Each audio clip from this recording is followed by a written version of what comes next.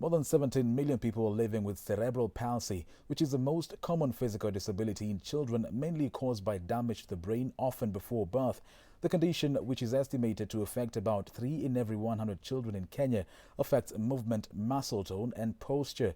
Now, can you imagine a life of a child living with cerebral palsy going to school? Our reporter Harriet Chimere brings us a story depicting that it is indeed possible. As the world commemorates World Cerebral Palsy Day, we take a look at the journey of students living with CP, their challenges and successes. From Donholm at Cerebral Palsy Society of Kenya, CPSK, the journey begins at 7 a.m. as teachers on duty board the school bus to pick children from their homes. We arrive at the home of one Esther Maguta, a mother to a 14-year-old child living with cerebral palsy. As she carries her child Karen to the bus, she shares her hurdles through her smile, grateful that her child gets to go to school despite her condition. Karen relies on her mother for feeding, movement, and nappy change, and although she does not talk, Karen is able to hear and comprehend. It's not easy because usually I have to carry her on my hands to the van. She's very heavy, and at times I use the wheelchair. The wheelchair is there.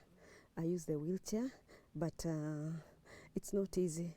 Even bringing her up is not easy because she has a special diet, and sometimes when I have house girls, they mistreat her because they don't understand. Karen, mambo.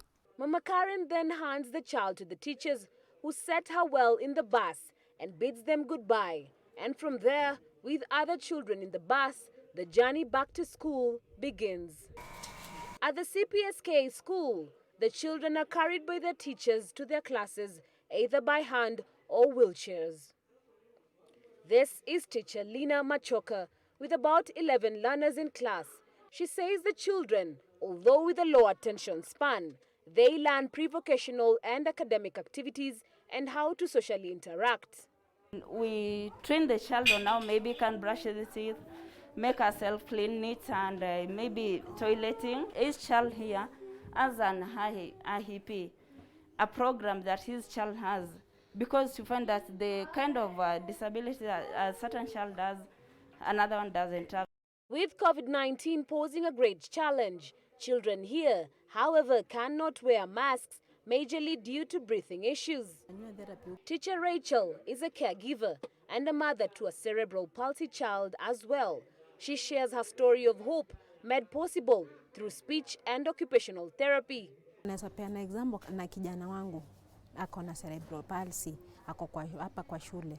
So kijana wangu nimeona tangu aingie shule kuna zile achievement yako nazo juu mikono yake kitambo utapata ule mtoto hata kama si yeye mwingine tu zile mikono zilikuwa zinakaa zimefungana, zingine hata hizi stretch.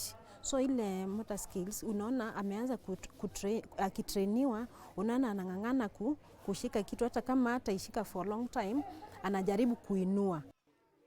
A typical school day of a student living with cerebral palsy ends at 3 p.m. every day. Indeed, the challenges are numerous. However, a child living with cerebral palsy can now live a near normal life through therapy and education. Reporting for Switch TV, my name is Harriet Chimere. Thank you, Harriet Chimere.